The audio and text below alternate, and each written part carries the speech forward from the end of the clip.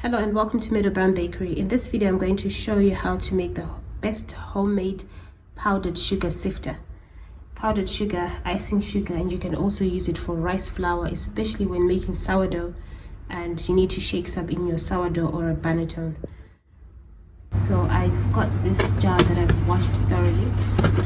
It had some honey in it, so I've washed it and dried thoroughly.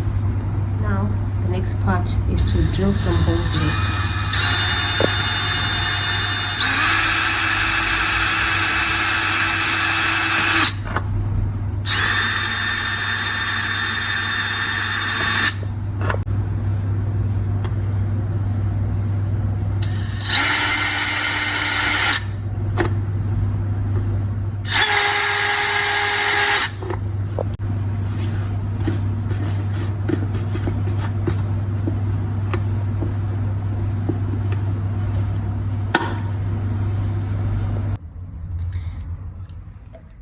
I'm going to use my homemade shaker.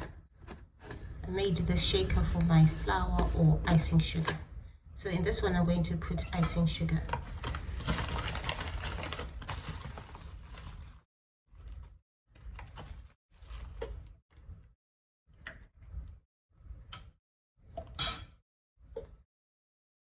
And close the lid. I have this homemade ginger cake, which I'm going to use the shaker on.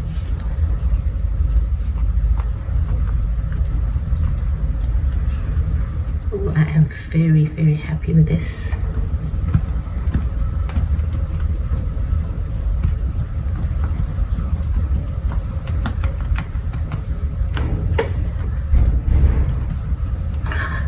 It works very well.